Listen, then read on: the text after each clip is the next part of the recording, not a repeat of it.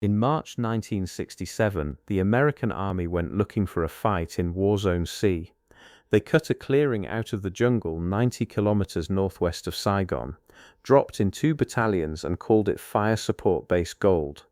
The plan was simple. Hold this patch of dirt, support the search and destroy sweeps fanning out around it, and dare the enemy to come. The enemy came. Around 2,500 of them before dawn on March 21st. By the time the sun was fully up, more than 600 of those men were dead, stacked in the trees and across a dry rice paddy 300 meters wide. The Americans counted 31 of their own killed. It was the worst single defeat the Viet Cong suffered in Vietnam that year, and it happened because a regiment looked at a half-finished firebase and thought it had found an easy kill. This is what was actually waiting inside the wire. Tay Ninh province sits in the far western corner of South Vietnam, with the Cambodian border running along its edge like a fence with a hole in it. The enemy could cross that border. American ground troops, by the rules of the war, could not. So the trail networks and base camps of War Zone C became a kind of safe harbor, a place where main force units rested, resupplied, and planned. Operation Junction City was meant to break that harbor open. Tens of thousands of American troops pushed into the country the Viet Cong had owned for years. If you're enjoying this story so far, don't forget to hit the like button and subscribe. Drop a comment telling me where in the world you're watching from. I love hearing from you. Fire Support Base Gold was one piece of that push. On March 19th, helicopters of the 3rd Brigade, 4th Infantry Division came down into a small egg-shaped clearing near the abandoned village of Suoi Tre. The ground had been scarred by defoliants, ringed by sparse woodland, roughly 300 by 400 meters of open dry paddy. Heavy resistance was not expected. The area had been quiet. The landing said otherwise. Viet Cong scouts had been watching the clearing. Before the first lift even touched down, they set off command-detonated mines they had buried facing inward into the open ground where the helicopters would land. 3 Hueys were destroyed in the blasts. One soldier on the 5th chopper later described the aircraft in front of him exploding 15 feet in the air, the concussion throwing him out of his own ship and slamming him into the dirt with his helmet gone and his rifle buried in the mud. Snipers opened up from the tree line. The Americans fired back into the woods, gathered their dead, and kept building the base. What they did not know was the size of what they had landed on top of. Spread through the surrounding jungle were close to 2,000 troops of the 272nd Main Force Regiment of the 9th Viet Cong Division, not local guerrillas. A trained, experienced main force formation, the kind that fought set-piece battles. The Americans had built their firebase, more or less by accident, on the doorstep of an entire regiment. For 2 days the enemy watched and counted. By March 20th, the base was actually weaker than it looked. The 2nd Battalion, 12th Infantry had moved out west on a search and destroy sweep. The mechanized 2nd Battalion, 22nd Infantry and the armor of the 2nd Battalion, 34th Armor were south of the position, trying to cross the Suoi Samat River to link up. That left fewer than 450 Americans actually holding Fire Support Base Gold. The 3rd Battalion, 22nd Infantry under Lieutenant Colonel John Bender, missing one of its companies, and the gunners of the 2nd Battalion, 77th Artillery under Lieutenant Colonel John Vesey. That afternoon, the brigade commander, Colonel Marshal Garth, spotted something through his binoculars. 30 to 35 Viet Cong out in the open, 2 kilometers southwest of the base. He called artillery down on them and put every unit on alert. A handful of enemy in daylight, this close to the wire, was not an accident. It was a measurement. The men inside Gold spent that night waiting. First light on March 21st came with a standtook, standard procedure, every man up and in his position. A security patrol from the 3rd of the 22nd moved out to sweep the perimeter. They walked straight into the enemy assembling for the attack. That contact triggered everything early. At 0640 hours, the mortars came first. A heavy, coordinated barrage, not harassing fire but a prepared bombardment dropping rounds across the position. Minutes later, the ground assault hit from the north, the east and the south at once. This was the 272nd Regiment reinforced by 2 more battalions, roughly 2,500 men, supported by their own artillery, throwing themselves at a perimeter held by fewer than 450. The weight of it was enormous. The eastern and southern sectors took the worst of the first rush. Viet Cong infantry came in waves across the open paddy, some of them carrying wounded comrades forward into follow-up charges, pressing in close where American supporting fires would be hardest to use. Parts of the perimeter buckled. The defenders were forced to give ground, pulling back toward the center, and for a stretch of that morning it genuinely looked like Gold might be overrun the way other isolated bases had been before it. Then the artillery did something the enemy had not planned for. The 2nd of the 77th had 11 105 howitzers inside that perimeter. In a normal fight, those guns lob shells up and over, miles out, called in by an observer. That morning, with the enemy inside the wire and pouring across the open ground, the gun crews cranked their tubes down level and fired straight into the attacking infantry. And they were not firing high explosive, they were firing beehives.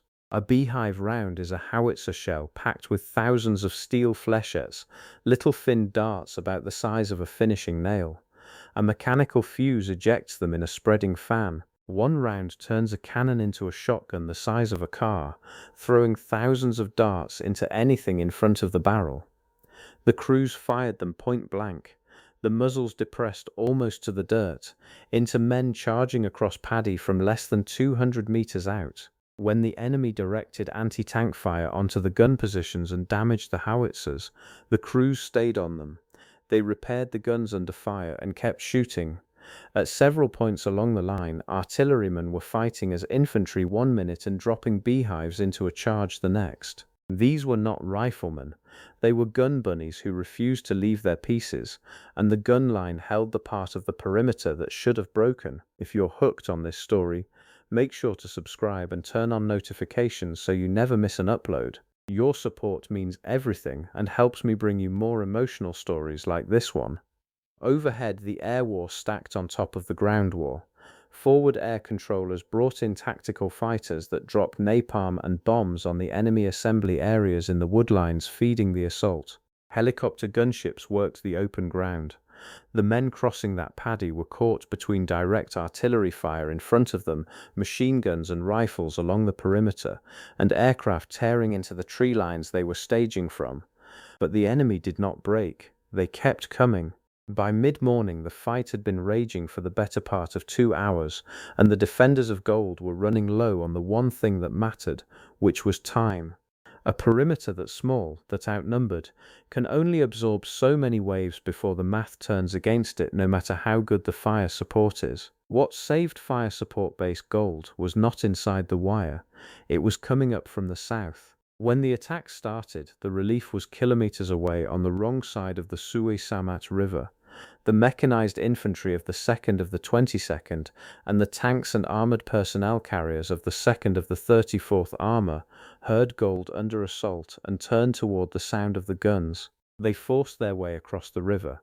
They smashed through jungle that Armor was not supposed to be able to move through, the tracks knocking down trees, the column driving hard toward a fight it could hear but not yet see. The 2nd of the 12th Infantry, out on its sweep to the west, also turned and pushed back toward the base. The armored column broke out of the tree line behind the Viet Cong, who were still pressing the attack on Gold.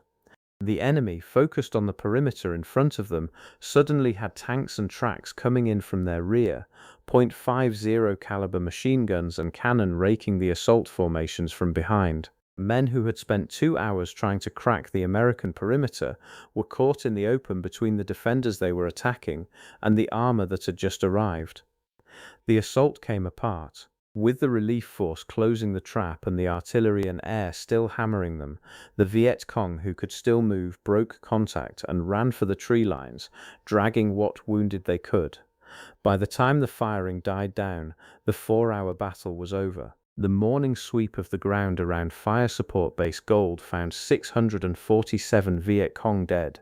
7 prisoners were taken. The burial details and the open paddy and the woodlines told the story plainly enough that the count, in a war famous for inflated body counts, was backed by physical evidence nobody could argue with. Estimates added at least another 200 enemy killed by the artillery and airstrikes whose bodies were carried off or never found.